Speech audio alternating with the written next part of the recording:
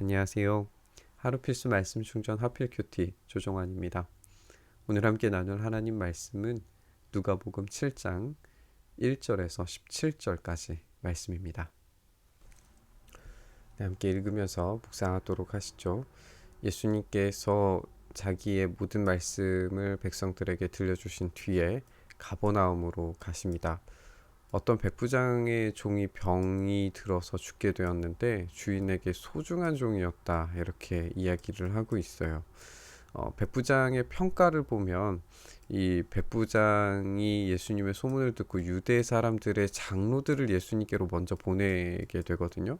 그러니까 유대 사람들의 장로들에게조차 인정을 받을 만한 그런 인품과 모습을 보여주었던 그런 사람이라고 볼 수 있어요. 그에게 청하기를 와서 자기의 종을 낫게 해달라고 이제 백부장이 요청을 하는 거죠.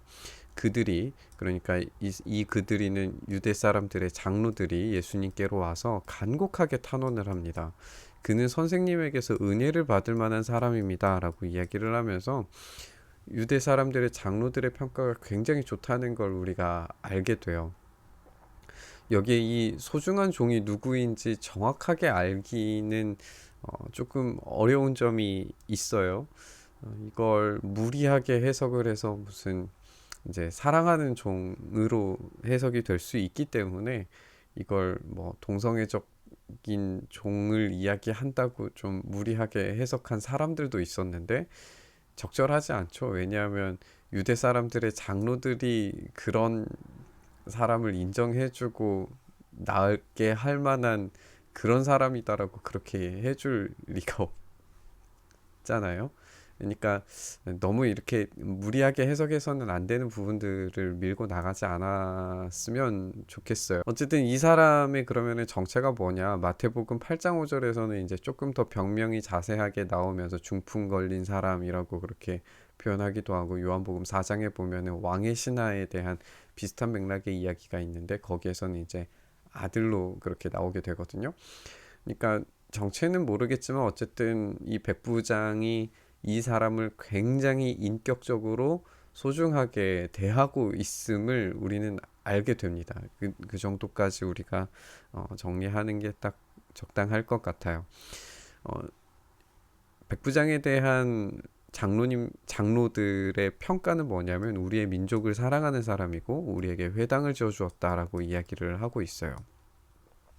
이때 당시에 이방인 중에서 유대인들이 믿는 하나님을 경외하고 사람들을 돕는 사람들을 어, God fearer 그러니까 하나님을 경외하는 자라고 그렇게 불렀었는데 그런 사람들 중에 하나로 우리가 볼 수 있을 것 같아요.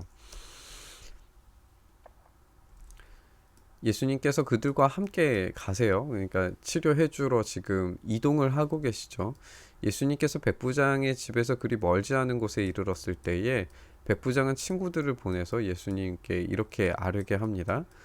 더 수고하실 것 없습니다. 주님, 저는 주님을 내 집에 모셔드릴 만한 자격이 없습니다. 지금 백부장 하면은 굉장히 권위 있는 사람이고 능력 있는 사람이에요. 그러니까 충분히 뭐 오라가라 할 수 있는 그런 정도의 능력 있는 사람인데 이 교만할 만한 사람이 지금 자기를 낮추고 있잖아요. 이게 복음의 핵심이에요.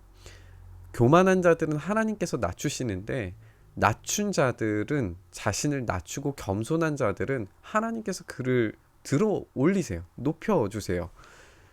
백부장의 이야기를 조금 더 읽어보면 내가 주님께로 나아갈 엄두도 못 냈습니다. 그저 말씀만 하셔서 내 종을 낫게 해주십시오. 말씀만 하시면 충분하다는 이야기를 지금 하고 있는 거잖아요. 그렇죠? 나도 상관을 모시는 사람이고 내 밑에도 병사들이 있어서 내가 이 사람더러 가라고 하면 가고 저 사람더러 오라고 하면 옵니다. 또 내 정도로 이것을 하라고 하면은 그냥 할 뿐입니다. 그러니까 예수님께서는 말씀만 하셔서 명령하시면 그게 질병이든지 아니면은 지금 이 사람이 맞닥뜨리고 있는 죽음의 문제이든지 우리가 이제 그 왕의 신하라고 요한복음에 나오는 그 사람으로 봤을 때는 굉장히 심각한 죽음의 위협 앞에 있으니까 이런 죽음의 위협과 뭐 어려움과 생명적인 또 육체적인 문제라 할지라도 말씀 한마디면 충분하다는 이야기를 하고 있는 거예요. 예수님께서 이 말을 들으시고 굉장히 놀랍게 여기십니다. 그리고 돌아서서 자기를 따라오는 무리에게 말씀하세요. 내가 너희에게 말한다. 나는 이스라엘 사람 가운데서는 아직 이런 믿음을 본 일이 없다. 심부름 왔던 사람들이 집에 돌아가서 보니까 종은 나아 있었어요. 그러니까 예수님께 말씀만 하시면 낫겠습니다라고 하는 이 고백대로 그대로 치유가 된 거죠. 예수님께서 직접 만나지 않으셨음에도 불구하고 낫게 된 거예요. 당시의 사람들은 만져야만 나을 수 있는, 어떤 기적을 행하는 선지자들은 만져야만 나을 수 있다라고 하는 그런 믿음과 생각들이 있었어요. 그것들을 반전시키시는 예수님의 능력은 말씀 한마디면 충분하다는 거예요. 그게 죽음에 임박한 질병이라 할지라도 예수님의 말씀이면 충분한 겁니다. 더 심각한 도전을 맞닥뜨리게 되는데요. 그 뒤에 예수님께서 나인이라고 하는 성읍으로 가시게 되는데 이 제자들과 큰 무리가 그와 함께 동행합니다. 여기에 큰 무리를 한번 주목해서 보시죠. 예수님께서 성문 가까이 이르렀을 때에 한 죽은 사람들이 한 죽은 사람을 메고 나오고 있었어요. 그 죽은 사람은 그의 어머니의 외아들이에요. 한 사람밖에 없는 외아들. 그 여자는 과부였어요.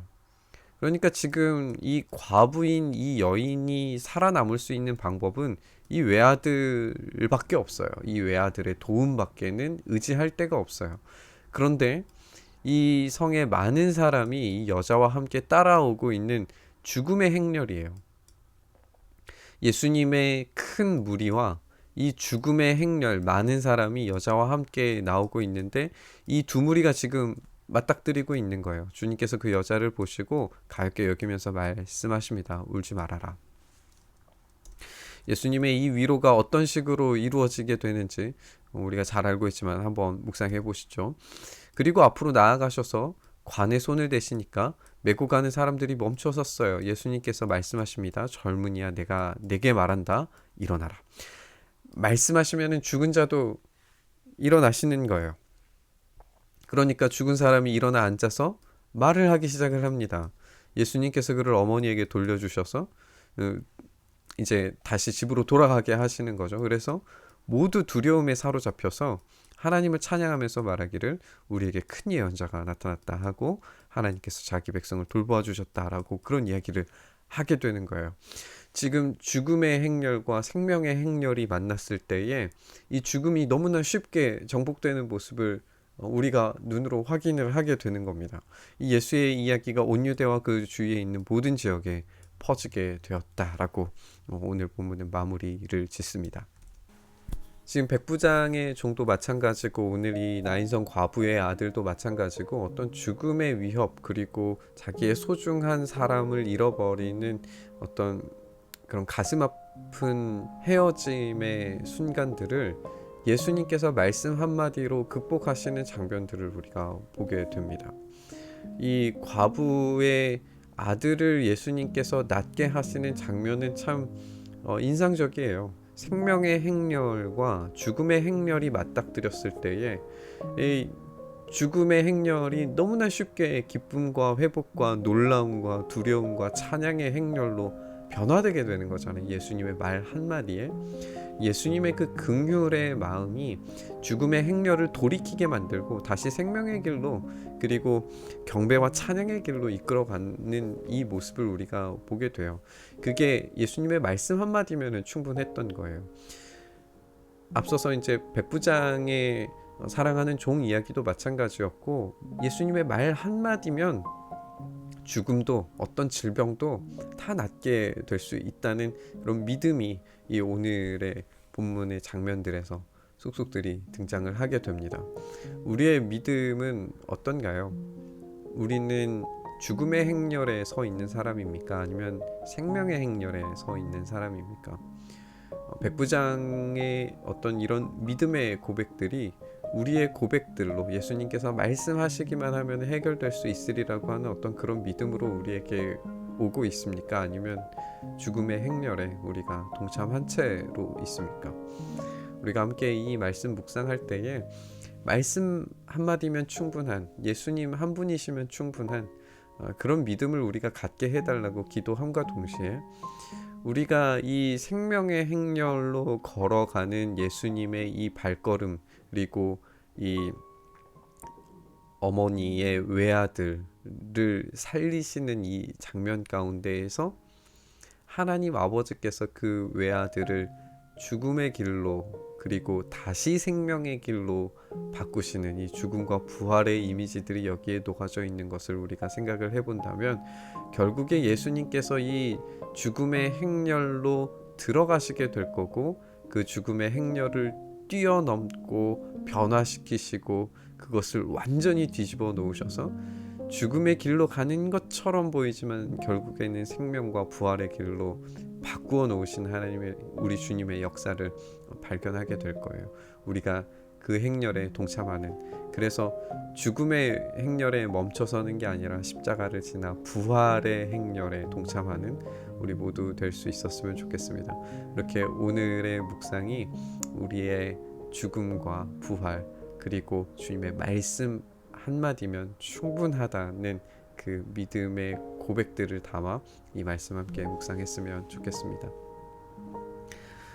주님, 우리가 그 믿음으로 주님께서 말씀 한마디면 충분하다는 그 믿음을 가지고 주님 앞에 나아갑니다.